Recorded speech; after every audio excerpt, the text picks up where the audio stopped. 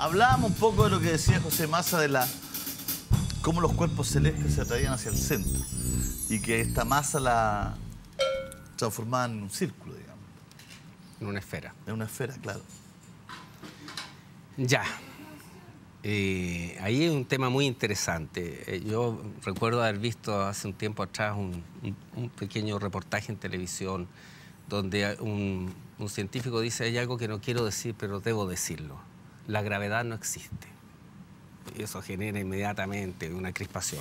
Yo tengo otra manera de verlo. ¿Ah? Los TP en general sostenemos que la gravedad existe, es decir, las cosas caen. Eso es un fenómeno observable, 9,8 metros por segundo al cuadrado. Ahora, ¿por qué caen? Eso es lo que está en discusión, diría yo, hasta hoy. De hecho, para los que no se empiecen a poner nerviosos, las cartas que que Isaac Newton le dirigió al doctor Bentley en 1792, que están en la Universidad de Cambridge, son sus manuscritos, está constatado que son de él, dice que no se me atribuye a mí la teoría de la atracción gravitacional por insensata y descabellada. ¿Qué es eso? Que los cuerpos se atraen directamente proporcional a su masa e inversamente proporcional a la distancia, al cuadrado de la distancia. Tú realmente, si nosotros nos ponemos a reflexionar, ¿nos hace sentido que una masa atraiga a otra masa? Por la masa, porque están buscando el gravitón. Otras cosas son los fenómenos electromagnéticos, densidad, flotabilidad, porque si yo arrojo un globo de helio al suelo, ¿qué pasa con él? O sea, ahí ¿qué pasó con la gran fuerza de la Tierra, que es capaz de a mí y tener a todos los océanos adheridos a ella? ¿Y qué pasó con el globo? ¿Me entiendes?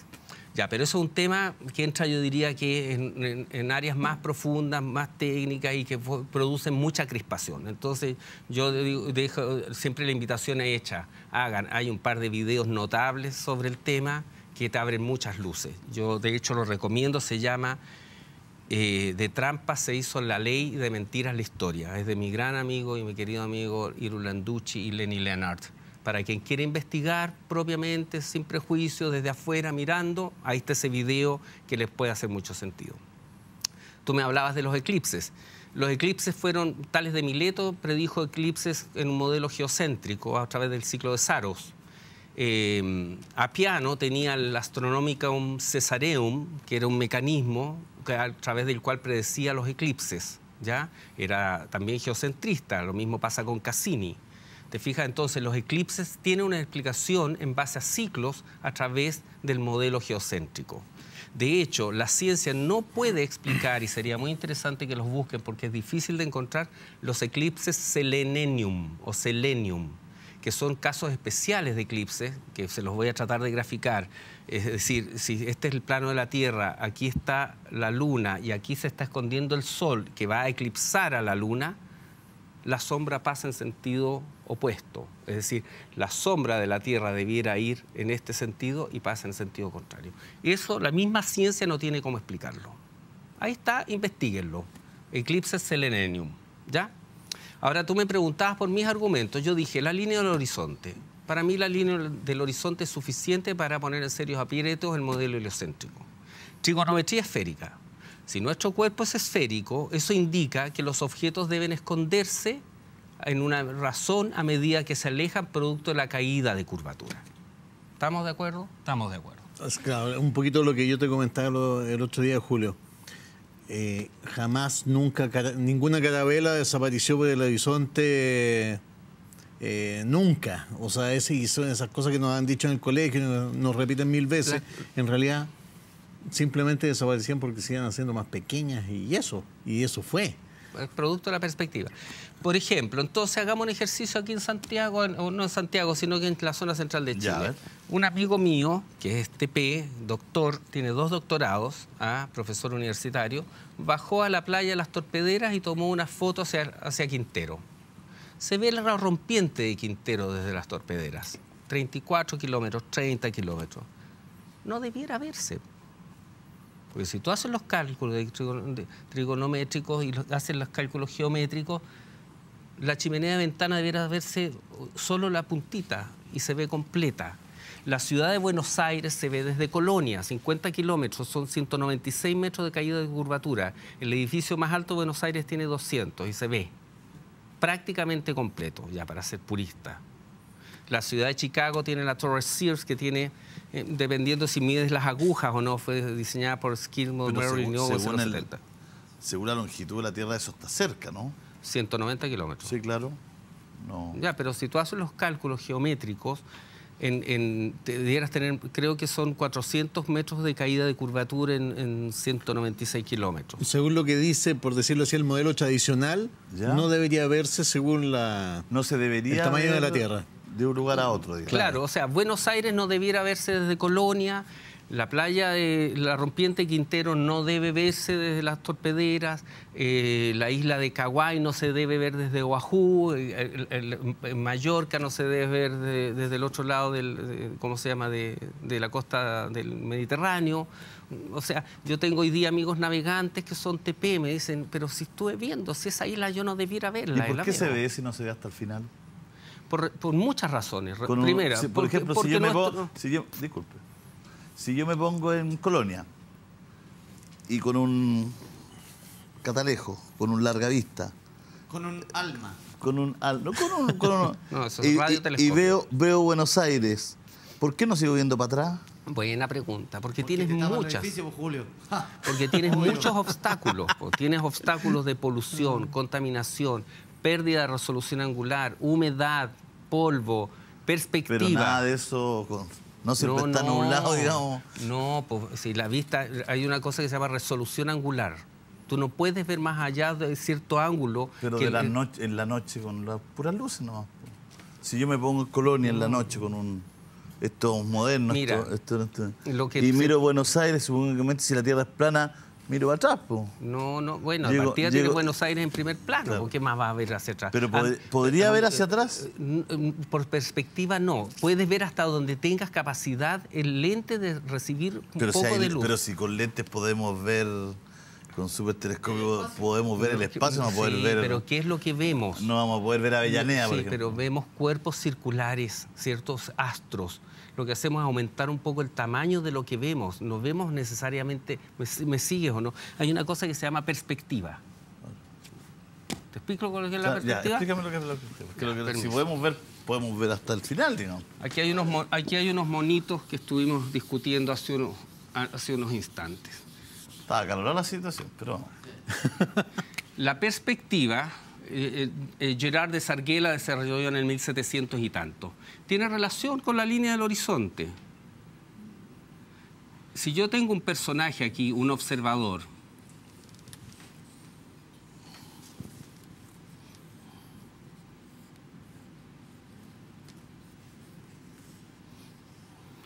la línea del horizonte está a la altura de sus ojos. Si este observador está en el pasillo, por ejemplo, de un hotel,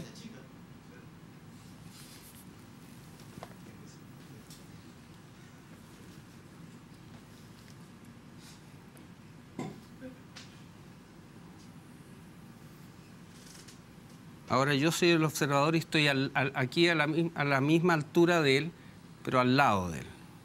Y esta es una habitación de un hotel. ¿Cierto? Allá está el fondo del pasillo. ¿Estamos? Y acá yo tengo las puertas, por ejemplo.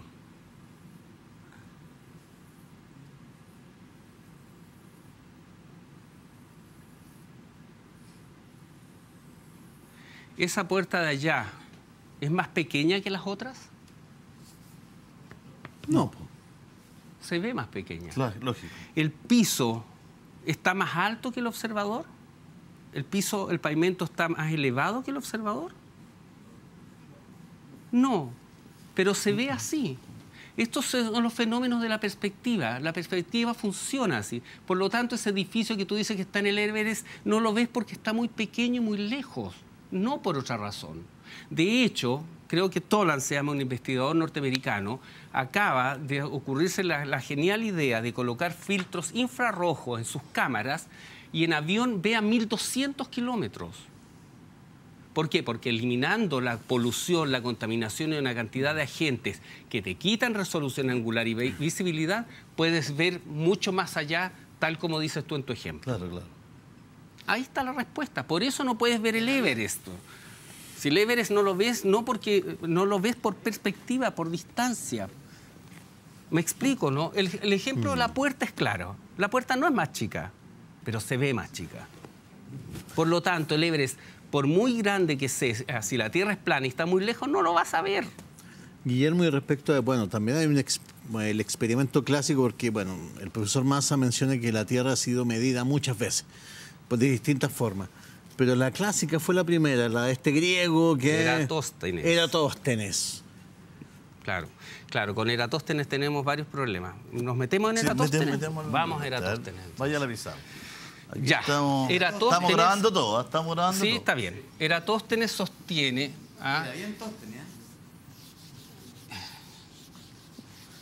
Mira, O sea, la primera medición de la Tierra el ya caso parte de de una Eratóstenes premisa explica equivocada. tanto desde el punto de vista de la Tierra plana como esférica. Eratóstenes sostiene lo siguiente.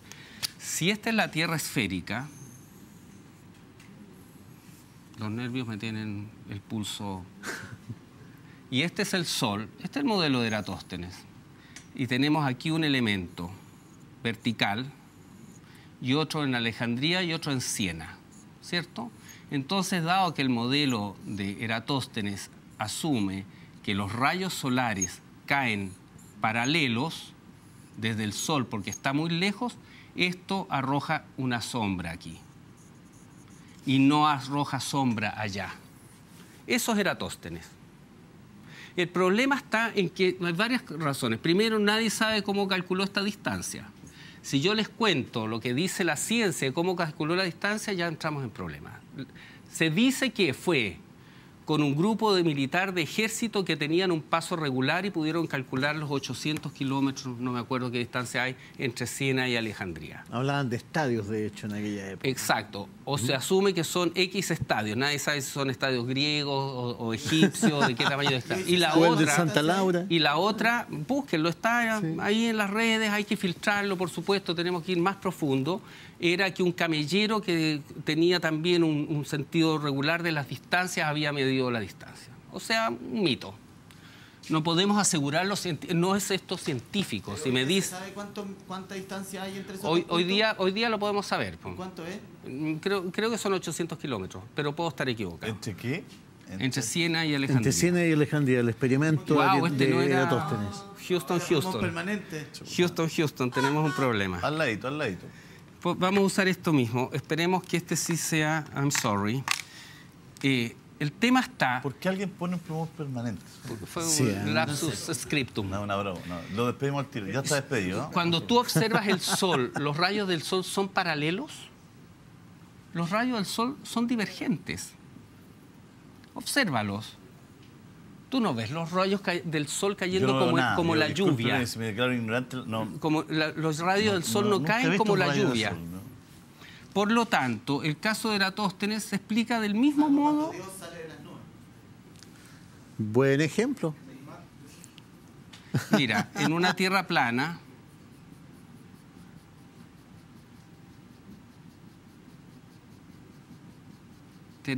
se da lo mismo, con la diferencia que el Sol es más pequeño y más cercano, que es lo que dice el modelo geocéntrico.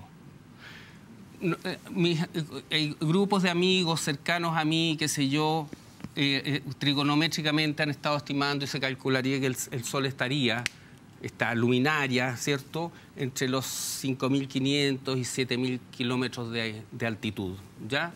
Pero lo que quiero decir con eso, y ahí gracias a César por recordármelo, es que el modelo de Eratóstenes se explica desde el modelo plano también. Y que no es... ¿Pero cuánto estaría el Sol según...? Entre 5.500 y 7.000 metros de altitud. ¿Ya? Kilómetros. ¿Y de diámetro? No. ¿A cuánto está de la Tierra el Sol? 5.500 a 7.000 kilómetros de altitud. Kilómetros. Eso Que había dicho metros, por eso... ¿Dije metros? Sí, sí. Ah, sorry. Kilómetros, Ya. sí. Me he equivocado varias veces con eso. 5.500. ¿Ya? Entonces aquí tenemos el tema de la perspectiva, tenemos el tema de ¿cómo se llama?, de trigonometría esférica, lo que me decías tú, resolución ¿No estaría angular. muy cerca el Sol a esa distancia? ¿Cerca Mira, para qué? yo, a ver. ¿Y el resto del planeta? Bueno, ahí tendríamos que entrar en hilar un poco más fino con el modelo, ponte tú, de Cassini, que ahí hay más Claro, discusión y un tema que dice relación con la astronomía. Es que uno puede aceptar diferencias, pero esta diferencia es 149 millones de kilómetros con 5.000. Ya, pero vámonos sí. a poco. Porque el modelo de Eratóstenes depende del punto de vista que tú lo mires. O efectivamente Eratóstenes mide la circunferencia de la Tierra, o lo que Eratóstenes midió sin querer fue efectivamente el tamaño del Sol en relación a la Tierra. Claro. Acuérdate, Julio César. No, pero yo digo la distancia, que la distancia del Sol. No se olviden, amigos míos, que esto es un trabajo de deconstrucción y de cambio de paradigma. Sí, Tienes sí. que, por lo tanto, tener la capacidad de Estoy abrir abierto, el cráneo. ¿Ya? Eso Estoy es abierto a lo que- correcto. lo importante de es hecho, escucharlo. yo invito, insisto. Yo lo que estoy dejando de manifiesto para los televidentes son las diferencias. Correcto. Nosotros estamos abiertos a escucharlo. Exacto. No estamos haciendo una negación, sino que estamos diciendo, esta es la diferencia. Para los científicos, 150 y tantos millones de kilómetros. Claro. Y acá 5.500, 6.500 insisto, kilómetros. Julio César, permítame. Yo insisto, no estamos blandiendo verdades irredarguibles con el mapa de la Tierra plana acá, ¿cierto? Un libro sagrado. Estamos cuestionando el modelo a la razón y a la luz de las herramientas que tenemos hoy día.